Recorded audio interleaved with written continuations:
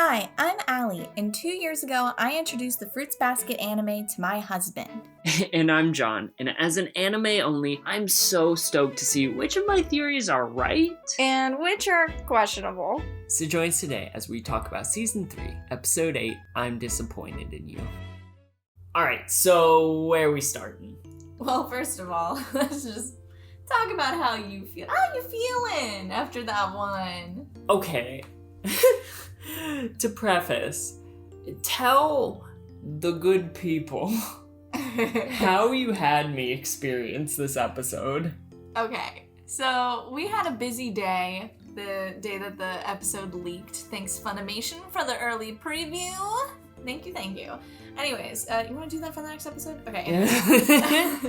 So, I didn't hear about it until like 3 hours or so after they had already taken it down, because it was up for like a good 2 or 3 hours or something.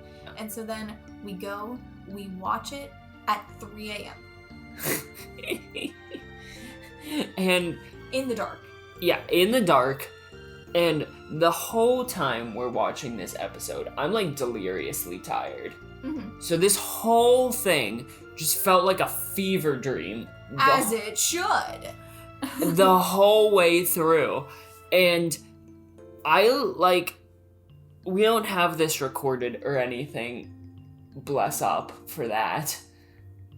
I hid in a closet because I just didn't know how to go. Oh my god, I forgot about that. It was so late. Yeah, he didn't know how to process his emotions, and he just like hid in our closet. Wow. You were just like, I need to be alone, and this is the only place that has no windows, and you can't bother me. Oh, I just felt so many things. But, okay, I'm still am having trouble processing it. But we've watched it a couple times now. So it opens on Tohru wanting to have, casual conversation with Kyo. Oh yeah, totally casual. Nothing special about this one. No crazy big news. Just wants to talk about what's for dinner tonight. Oh yeah, she's gonna make a great dinner. Oh, Yeah. yes. And God. And so the rain during this scene is intense. And then they just leave you with that one, I don't even know, like 2 seconds of just the rain sounds before it cuts to the opening. And you could cut that tension with Akito's knife.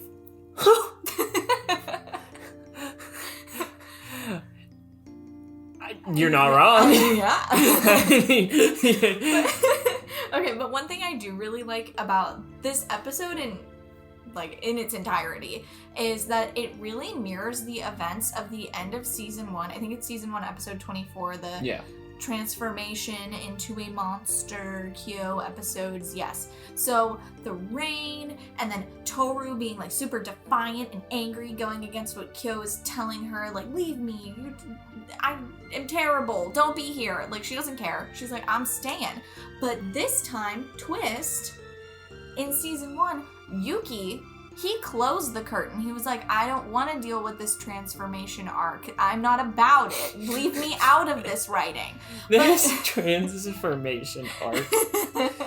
Write me out, Takia, because I'm not here today. I don't want to watch it. I don't want to smell it. I don't want to know about it. But this time, Yuki doesn't close the curtain. No. He wakes up and he goes out, which we'll talk more about later because John really enjoys that scene, mostly because Yuki's in it. But we haven't gotten any Yuki. Shut up. Don't come for me like that.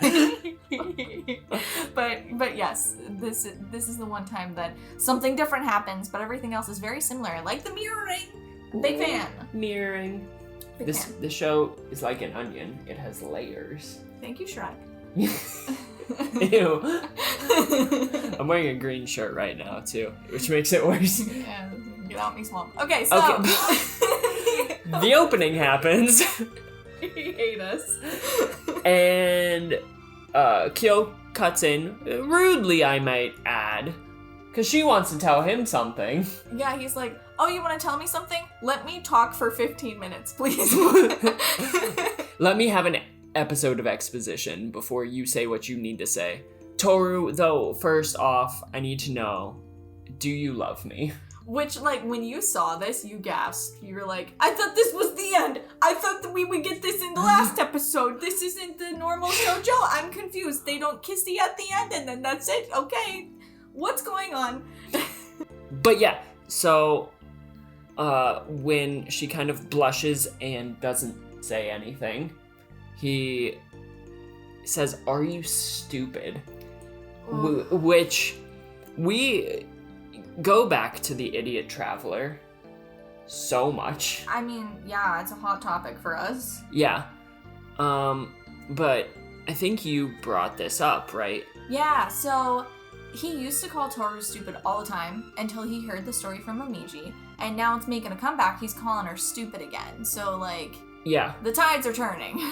He's doing everything, like, he in a way, he's regressing. Yeah. Like, he is going back to the Kyo that he was when he first encountered her, when he was just like, push away, like, what's she doing here? I don't want to have anything to do with her. Like, he's trying to get back to that point, but now that he has all of this emotional baggage, it hurts way more. Because in his head, he's like, of all people, why me? Yeah, and he's really struggling with the fact that he obviously knows what happened to Kyoko, and that also is an issue because he knows how important Kyoko was and still is to Tohru. Obviously, she was a wonderful mother, and he asks, your mom, she was the person you loved most in the world. What was that? A lie, or did it just fade away? And like you were saying, he's hitting every single point of insecurity for her because he knows how to make her feel bad now. It's not season 1 anymore.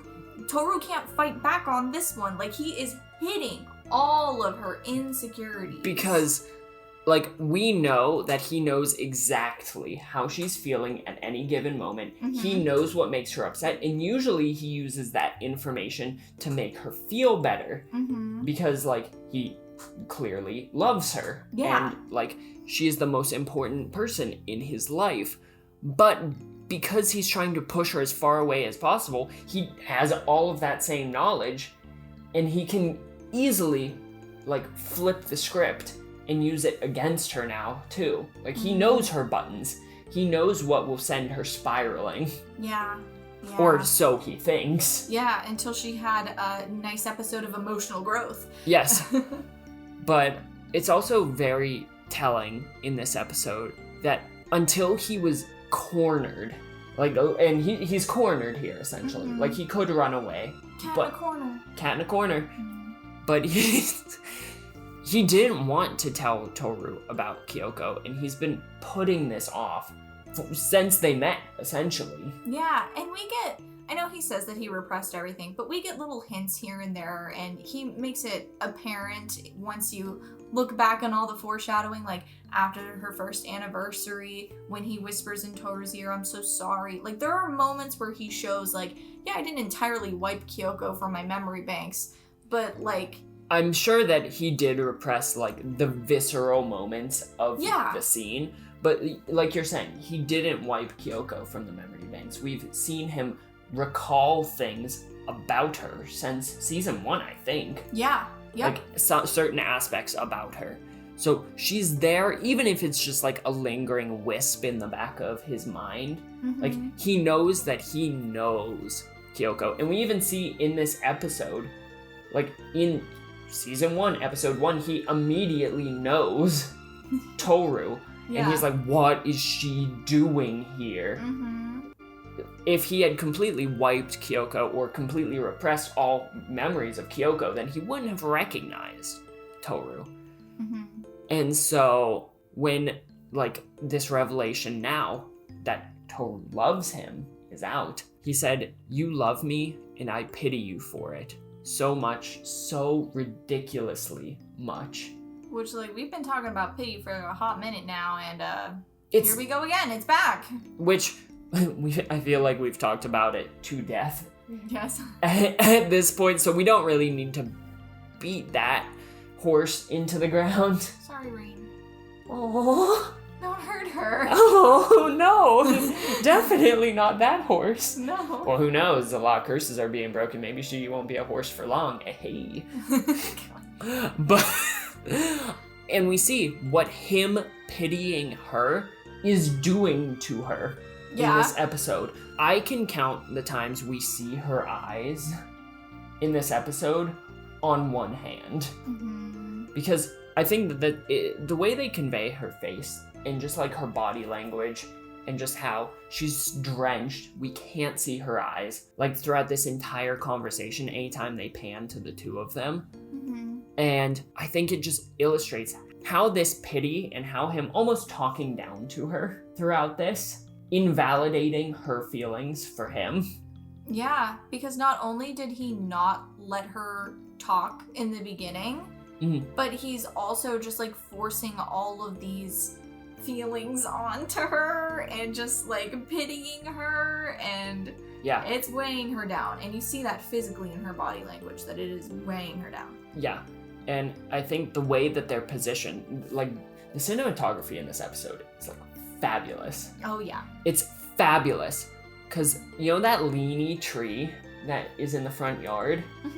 Anytime there's a wide shot, it's always dividing them. Like there's a very visible line between the two of them throughout this whole thing, showing how disconnected they are in this moment. Dang. During this conversation. And I think that that's so fitting, because it reminds me a lot of that episode towards the end of season 2 where they're walking away and it's like the shattery effect where they're split like the apart. Glass breaking, like weird blue.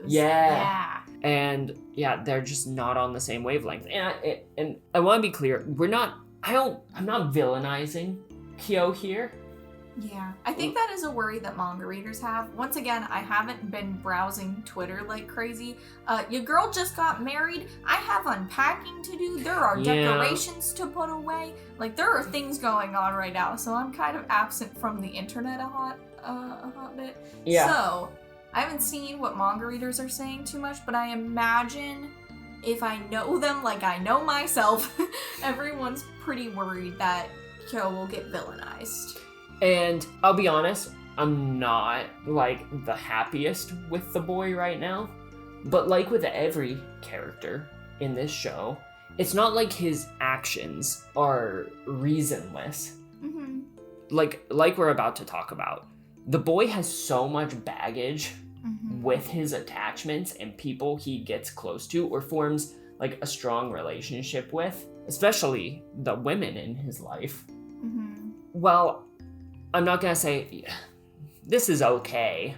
It makes sense how he got to this point. Yeah, and I mean, even if this conversation went the best that it could have gone, like, okay, here's what happened. Tohru's like, oh, well, that's okay, I still love you, then, like, let's reach a compromise, let's talk. Wouldn't that be so weird? Like, he needs to work through a lot of things. Yeah. Tohru needs to work through a lot of things. It would be very unrealistic if this conversation worked out well.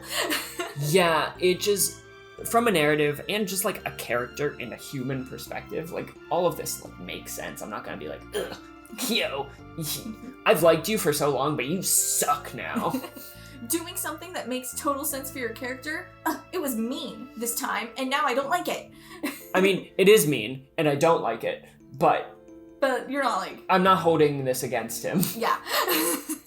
Like, he's going to have to apologize a lot. Yeah. A lot. Yeah. It's gonna, if they start dating, this will be an awkward, like, topic of conversation. Remember that one time in the rain? And Kyo's just like, oh, stop, Tohru, don't bring that one up. But then we roll into explaining how he knows Kyoko. Yeah, so he says that he would wander around because at the time he was too self-conscious to go back to the dojo. It was right after Kazuma adopted him, and Kyoko just so happened to find Kyo wandering around, and she thought that he was the cutest thing because he was just so bratty. This scene made my heart so happy. I know, it was wonderful. And Kyo, I really like this scene because Kyo is explaining his hatred of his dad and also his mother's death, and that kind of hits the same loneliness that Kyoko seems to have experienced because as we learned earlier, I think from season 1, and just like they leave little hints here and there when we see Tohru's dad's side of the family and everything with Kyoko's death and all that. It has been mentioned that she has a bad relationship with her parents. So that look in her eyes when Kyo is talking about how he wants his dad dead and stuff, like Kyoko has said that she had a very similar upbringing to Uotani, and if we can believe that and imagine how that went for her, we can see why she was like kind of understanding where Kyo was coming from. Yeah, definitely. And I love all of the very intentional, and Kyo even kind of indicates this, all the parallels between them. Yeah. From their hair color. Yes. To Kyo doesn't like that their names are similar. Yes. And he actively refuses to tell her his name. And that's how he gets the nickname Squirt from her, which is so cute. And because they're so similar, I wonder if that's why, because she looks more similar to him than probably anyone else, even his biological parents, because of the cat spirit in him. Yeah. Obviously, it's just by sheer coincidence, but still, like, this person who looks so much like him, like, accepted him, which is wild. Yeah, stranger. Yes, just stranger. The best stranger. Yeah, and then in the next flashback, I just thought it was like a fun little detail that Kyoko has the fun little pigtails, just like we always see Tohru have. She takes after her mama. Yeah. I wonder if she wears the pigtails like that because her mom did, as like an homage to her. I don't know. The world may never know. Ooh. But then we switch to another flashback. Yes, then we get the infamous scene. We've come back to it several times at this point when Tohru went missing, but now we have more info. See, we find out that it wasn't just Yuki who knew that Tohru was missing, because he listened into what was happening in Kyoko talking to the police officers and whatever. But Kyo actually met up with Kyoko. Which I thought was so sad that this happened the first time he made the conscious effort to be like, you know what? Maybe I will, like, go out of my way to see this lady. Yeah, and I love that it's, like, first thing in the morning. Yes, like, it's so early. Early in the morning. Like, before sunup. Yeah, and he knew that she worked and stuff, and he knew that this would probably be when she would be awake, and he could go meet her before work, and that is too cute. It's too cute for words. And so when he sees that she's beside herself, he says, I'll protect her for sure. That's a man's promise before he goes out running and looking for her. Which I feel like for him, making a promise like that to someone takes a lot for him, because I'm sure this boy has trust issues. There's no way he doesn't, you know? Yeah. And so for him to make a commitment like that to this woman and to really mean it and want to follow through and like make her proud, essentially, because this is the woman who, besides Kazuma, is really the only one who has lifted him up ever. So of course he'd want to like help her and find the individual who's the most important to her. Yeah, and he ran around looking for her for hours. I mean, well after she was already found. But it turns out Yuki found Tohru first. And do you know what's the worst part of that? Sorry to cut you off. No, what? Did you notice where he stopped? Yes. Like, Kyoko caught up to him when he reached the spot that Tohru was, like, sheltering. So, like, he would have found her. Yeah. He was just too late. Yeah. Like, he's always too late when it comes to him and Yuki. Like, even before the competition where he had to beat the rat, he was losing to the rat. Ugh. And then Kyoko catches up to him waving the blue hat. Yeah. And she explains that the hat is from the boy who saved Tohru, And of course, Kyo recognizes it because that hat used to belong to him. Kazuma bought the hat for Kyo, and then he lost it, bringing back your memories of previous episodes.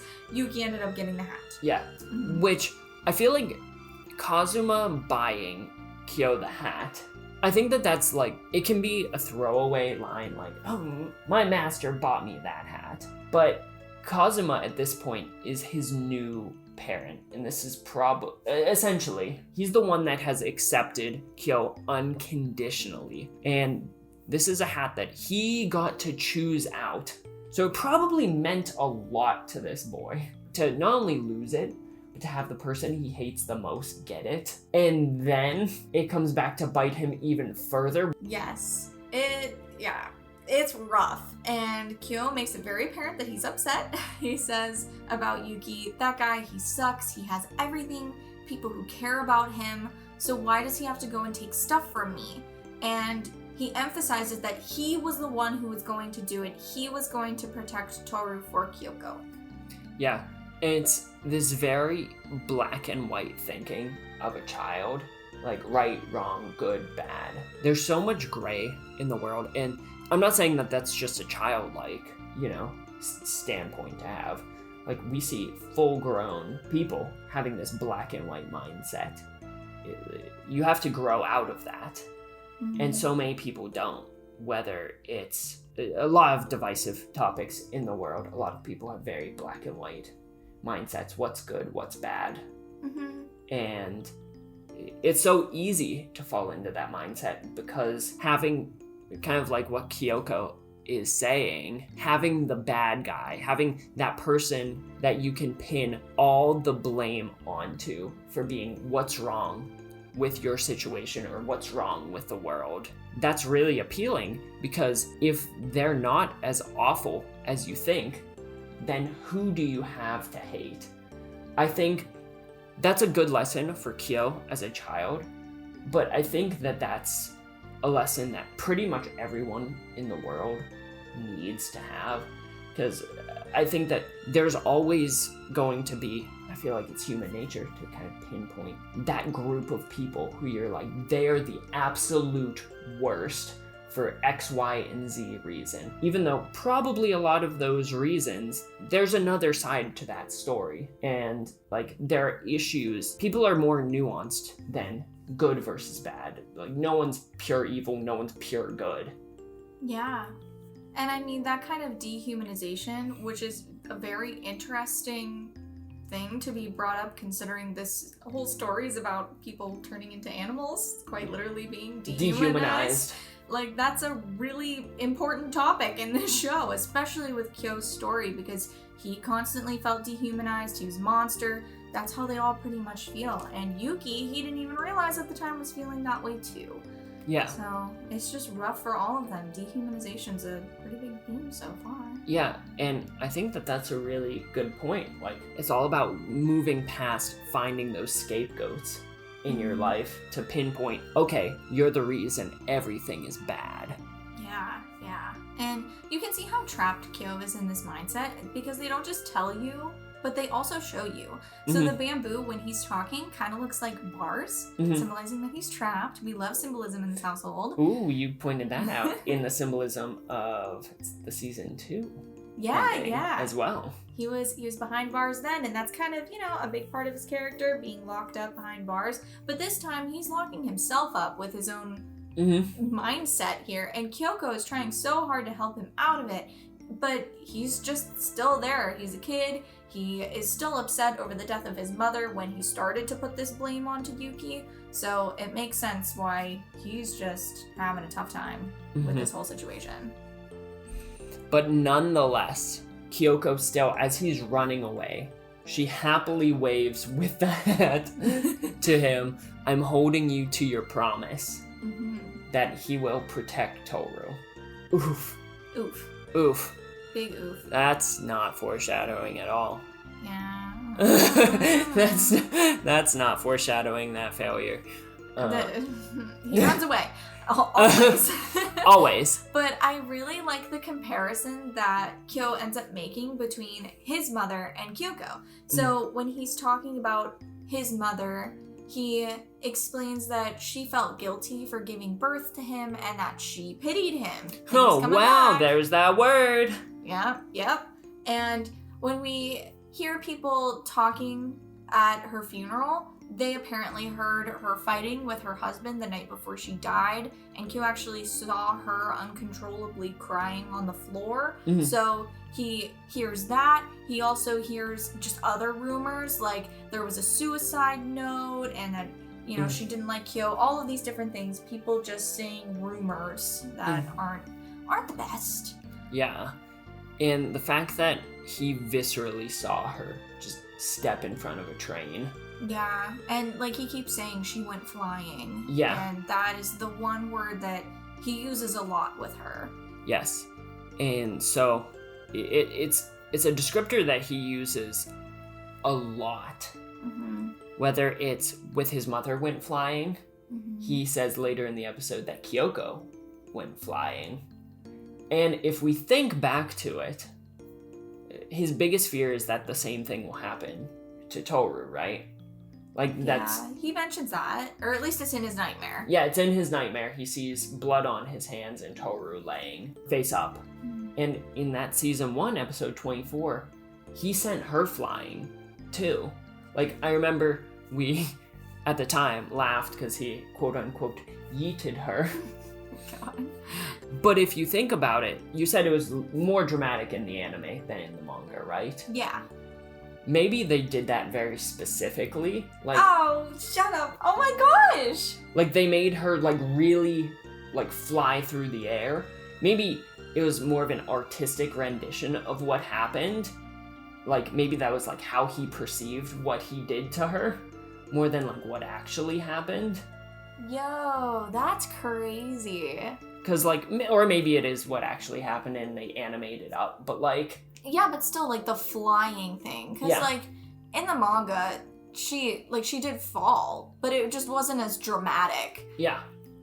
But they really go out of their way to show her in the air and then crashing into that puddle out of sight. So, like, when they fly, they're gone. Like, she was out of sight in the water, right? In the ankle-deep water, yeah. Yeah. So, like, I don't know. I thought that was really interesting. Yeah, and I mean, speaking of comparisons of season 1, they show in the funeral scene, Kyo's in the fetal position, and then they show him going from a child to fading into that one scene from season 1, which, what was he talking about? He was talking about how much he hates Yuki. And Tohru was giving him that affirmation that was like, it's okay, you're allowed to hate him. And that was that whole scene, so we get a little flashback back to that. But after he explains how he feels about his mother, she pitied him, she felt guilty, all the things with the flying. Also, he delves into his emotions regarding Kyoko too. So he says that specifically he felt forgiven for existing because of Kyoko, and she really helped him through that. And I think that him telling Kazuma about Kyoko was exceptionally cute. Yes. Because, like we'd already kind of mentioned, he thought Master was the only one who wanted him around. But now there's this lady that looks like him that also wants him around. Yes, and Kyo says that he was so used to being rejected, but Kyoko was this ray of light, and she was just so wonderful to him. And then there was Tohru, and he really wanted to meet her, and he even watched her sitting alone one day, and she was just eating, but he couldn't help but notice how lonely she looked. Yeah, and I love the quote earlier in the episode where he said that he just, when she showed him the photo of Tohru for the first time and she had the pigtails, and he just said, I just want to hear her laugh. Yeah. And so hearing that he didn't like how lonely she looked, all he wanted was to hear her laugh. Even before he knew Tohru, he wanted to protect and make her happy. Yeah. And then after he gets a glimpse of her through the window, he starts to find himself thinking about Kyoko and Tohru. He's thinking, like, are they lonely? Are they smiling? And he says that something bloomed in his chest. Now, this is a very important word that he used, bloomed, because in season 2, in the beach arc, he refers to Tohru as a tiny flower. And then we also see that when he was up in the mountains, he crushed that flower. And that was what he kind of kept equating it to. He's like, I'll never crush this flower. Tohru is this flower. I crushed a flower with Kazuma. And what were they talking about all of the while? Something you brought up last episode. It's his reason for living. Yeah, because Kyoko brought that up. That stood with him, like, throughout this entirety of his journey. That small flower, that blooming in his chest, that finding that flower again. Like, I remember when they're in the forest and he was talking to Kazuma and, like, the music erupted. Yes. I think it was the same song that played in this episode. Yeah, mate, I think it was. I love the inspirational music when dramatic things are happening. But, even career day, like, all he could think about was Tohru. Like, what does he want his future to be? What's his reason for living? What does he want to move forward with? Tohru. Mm-hmm. But there's always those looming bars of the cage. Yeah. Just behind her. Yeah. Ooh. And then we reach the accident and him telling us all about that. Yeah, something that you've been wondering about for a very long time. Oh my gosh, thank God we have answers. Yeah. I don't know if we have full answers though. I mean, as with Fruits Basket, you can't get the whole story right now. That would just be the worst. But he was standing behind her at the crosswalk and he was trying to decide, like, should I say something? Should I not? You know, the awkward teenage, like, ooh, this person that I knew at one point, but do I want to talk to them? Like that internal, we've all been there. Oh, yes. Oh, I'm 25 years old and I'm still there all the time. Yeah, yep. But then he saw the car coming and it was completely out of control. And yes. It was like, I want to know, like, what the driver was doing. Like, were they drunk? Like, that would be exceptionally drunk, and they would be, like, day drinking or something. Going wild? That was crazy. Hmm? That CG car was nuts. Oh my god. Okay, anyway. Jeez Louise. Okay, so Kyo says that he hates himself, specifically because he weighed Kyoko's life against his, and he chose himself. Yeah. And he decided to protect his secret at the cost of someone else's life. Because he wanted to reach out to her, he wanted to save her, he knew that he had to, or else she would get hit. But then he was like, but if I do that, then I'm gonna transform into a monster. Yeah. And everyone's gonna know. So, well, not a monster. He views himself in the cat form as a monster, but... Yeah. Anyways, okay. But he does all of this, but still admits that he doesn't even really like himself. So, like, it's weird because he let her die in his mind, even though he doesn't believe his life was even worth it. So now he's like, she's dead. I don't want to be here. Mm. And it was all a mistake. Yeah, he's having a lot of suicidal ideations. Yeah, because at this point, he goes into a very kind of depressive state. But when he says that, I wish I could go away, disappear completely, he follows that up with the fact that, but he always protects himself, no matter what the circumstance.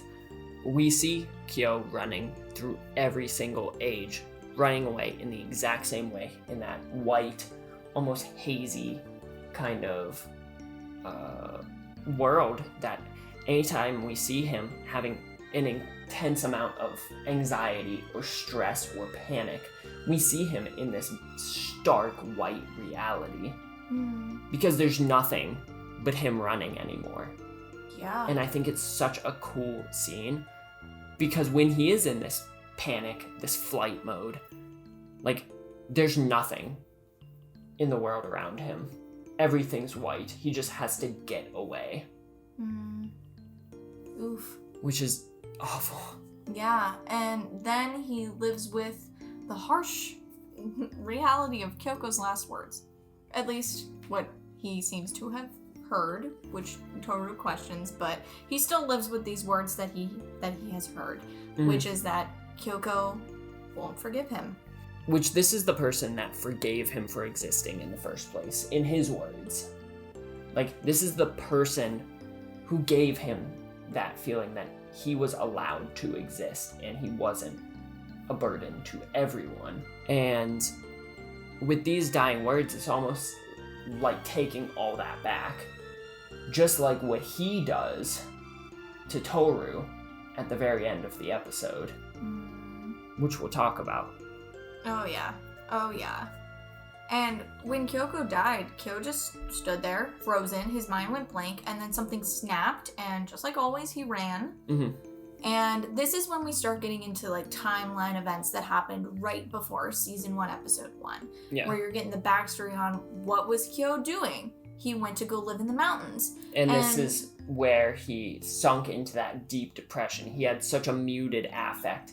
He didn't illustrate the range of emotions that he normally would, because he is so low because of this event that he is probably having, I think we talked about this when it happened during season 2 and we learned about sincere suicidal ideations. Yeah. And if this is something that you struggle with, we're going to put links in the description down below so that you can have the resources necessary. We implore that you ask for help if you're feeling any kind of suicidal ideations.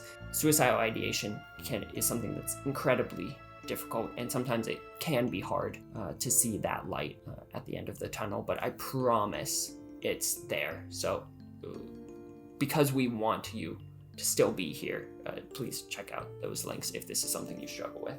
Yeah, and even if you're not struggling with suicide per se, but these last few episodes really struck something with you. I know I've been hearing a lot of people say that, like, oh, I'm embarrassed because this anime is making me feel things about my own life. But, like, don't be embarrassed. Go talk to someone, go speak to a trusted professional or a friend or a family member that you can let them know what's going on in your life, and maybe not bring up the anime, whatever. But if you find yourself kind of relating to the characters in these situations, like, go talk to someone. Please. Because it's very human experiences that a lot of people have gone through something similar to what these characters are going through. And so it's likely that at some point something will strike a nerve or hit home. And if this is something that's bothering you or triggering you, then we just implore that you seek out that additional support. Yes. But we actually get to learn that if you compare with Kyo's backstory, Shigure in season 1, he was like, weren't you training up in the mountains? Because that's what he told everyone. But no, he was working through a dark depression. Yeah. So it's kind of neat to finally get that backstory about Kyo and figure out what was really going on. And all the while he was up training in the mountains, the only way he could keep himself going was by putting all of the blame on Yuki. So he created, like he talked about with Kyoko, this bad guy in his mind. And he made Yuki take all of the blame. Anything that was slightly inconvenient, put it on Yuki. Anything that he wanted to repress, put it on Yuki. And he admits that this wasn't logical, but it was a way to help him forget all of the things that he did not like. Full displacement of his bad and negative emotions.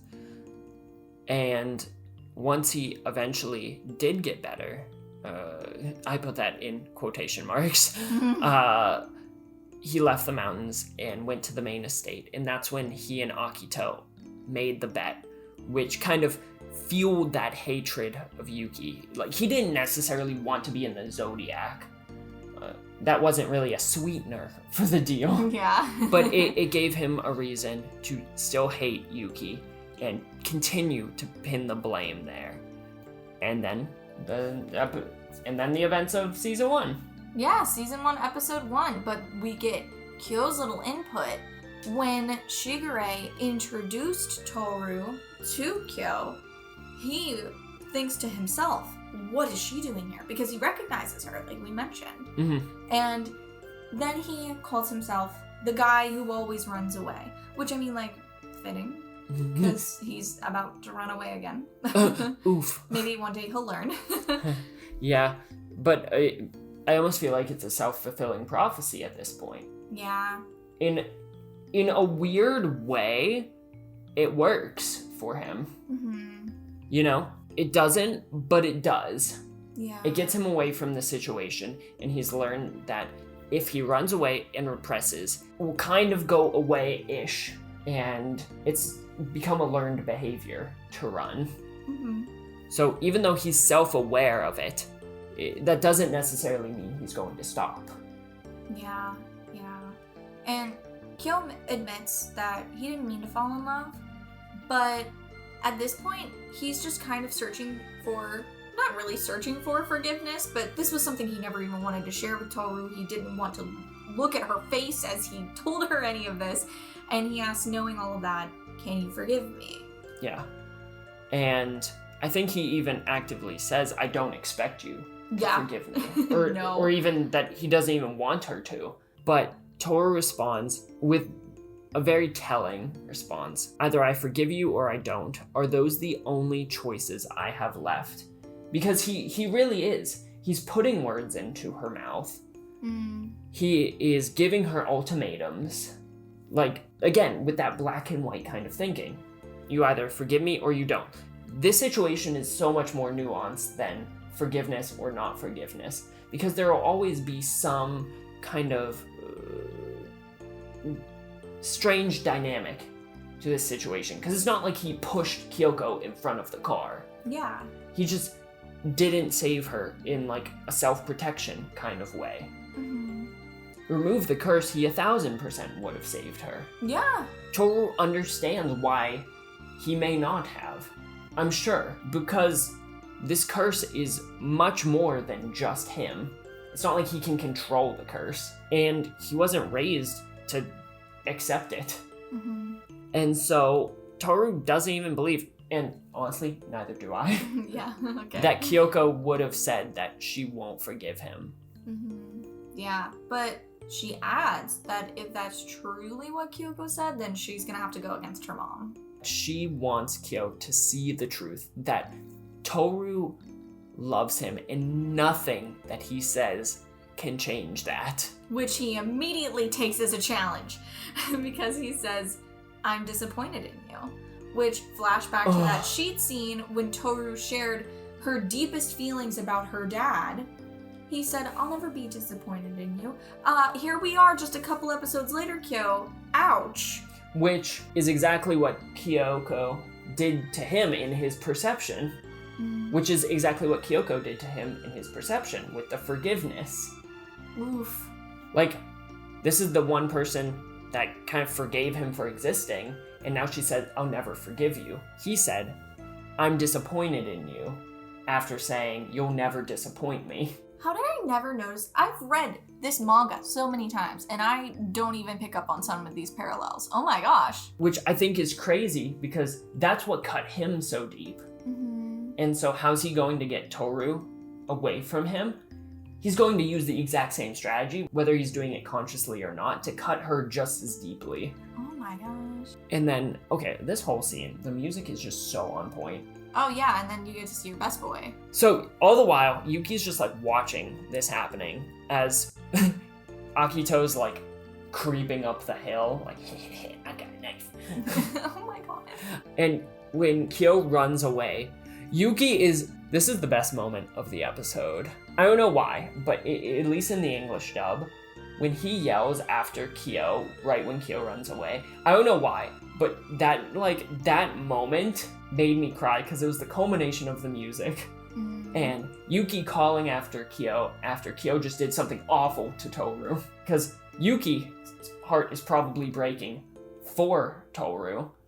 Because he kind of like helped facilitate this. Yeah, he was a fan. He was a shipper. He was a firm Kyoru shipper. And then he goes after Kyo after he says... He says to Tohru, dry off or you'll catch a cold. And then he turns around and goes, idiot. And I love that. That he's just like, Tohru, no, go inside, dry off. And then turns and addresses Kyo, idiot. I love it. Idiot. And it's just like, oh, you got Machi now, so you think you smooth as porcelain, Yuki. Oh, we need more Machi content too. It's been a while. Yeah, it's been too long. Okay, but this scene is also like super interesting because I don't know, maybe I'm reading too far into this. I'm ready. But when Hit me with it. you like when he says you'll catch a cold, I think this is super interesting and maybe a stretch, but still super interesting because her dad died because of a cold. Mm-hmm. Like she's super like upset. And it's well established that when other people have a fever, she gets super worried about them, right? Yeah, and it was something that Yuki noted after he learned that her father passed away from getting a fever and a cold. And yeah, he like noted that about her. So that's kind of what's going on after Kyo is being super melodramatic. Yeah. And last time they had a confrontation like this, he sent Tohru flying in the air like we talked about earlier, which is how Kyoko died. So you're saying that the things that the boys are saying to her is kind of like mirroring the death of her parents? Yeah. Or like the actions that they've had? Yeah, in these two Kyo-Rain interactions. Yeah. I don't know if that's real. I might be reading into it too much, but I thought it like made sense and was worth noting. I mean, I dig it. Go off. Theorize. Oof. But yeah. And then Yuki sprints after Kyo. And I just want them to have a big blowout fight. Oh, okay. And, cause that anime thing, like you have to fight and like beat the crap out of each other and then you can actually like talk. Oh, okay. Because Yuki doesn't hate Kyo. And Kyo just admitted that Yuki was a scapegoat, so he doesn't really have any reason to hate him anymore either. So I feel like this is the moment that in this intense situation, they can come to like a moment of understanding and Yuki might be able to bring Kyo back and maybe they could have a relationship that's not built solely on vitriol. Okay, so if you're making it sound like Yuki will win the fight, do you think Yuki's gonna win this fight in your head? I think it'll be a stalemate. Stalemate? Okay. Super Naruto style. Oh, love bringing shonen into it. Well, I don't think it'll be like a super intense fight. No, I'm kidding. Like that. I'm just messing with you. But yeah. Yeah, and then we get Akito with the knife. Just really good timing. Awesome right after timing. Tohru's left entirely alone. In the rain. Just emotionally devastated. Perfect time for Akito to appear with a knife and feeling pretty stabby. Feeling pretty stabby, and in Akito's mind, Tohru's the reason all this is happening. I mean, whether that's justified or not, it feels God's wanting to bring a follower and make him holy. Oh, good lord. That was bad. That one was bad. You gotta make jokes through the pain. Laughing through the tears. But yeah, so Akito appears with the knife and just perfect ominous timing for Kyo to say, if I'm going to repeat history, how is that different from doing nothing at all? Well, you'll see exactly how it's different from doing nothing at all. Because, what's that next episode? It's Tohru, and she's saying, tell me, what's your name? Totally talking to Kyo. Oh, you think so? I think she's gonna get stabbed and then get amnesia. Wow, you're on amnesia kick number 2. Did I do this before? Yeah. During, was it season 2?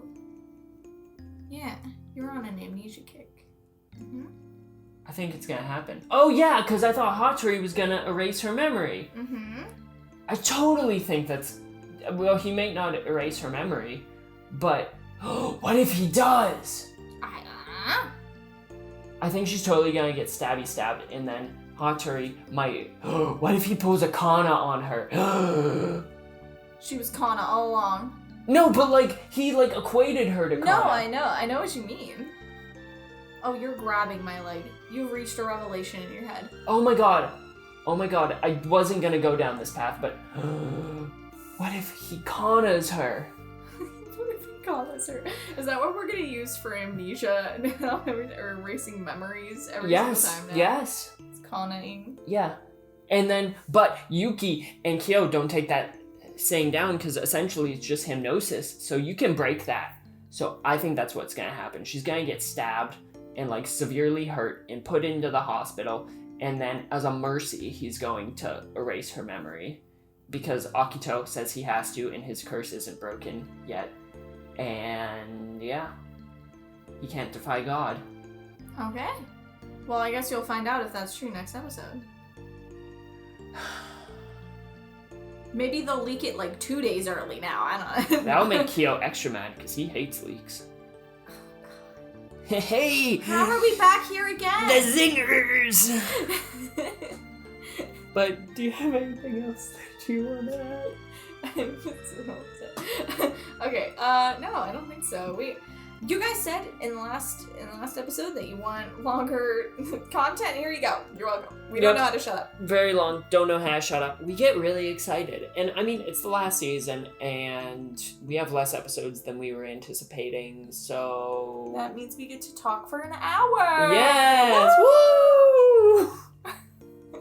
Okay. I don't know why you listen to us, but we really appreciate it. Thank you. Okay, God, okay. But that'll do it for this week's episode of our Fruits Basket podcast. Yes. So if you like this kind of content, you want to see more of it coming from this channel, make sure to like the video, subscribe, and why not even ring that notification bell so you never miss another upload. And if you haven't checked it out yet, make sure to check out our merch on our Teespring page. We have a Hanakatoba shirt that's Fruits Basket inspired and a Crow shirt that's Persona 5 inspired. So as always, we hope you have a fantastic rest of your day, a fantastic rest of your week, and why not even a fantastic rest of your month. And we will see you in the next video. Later. See ya.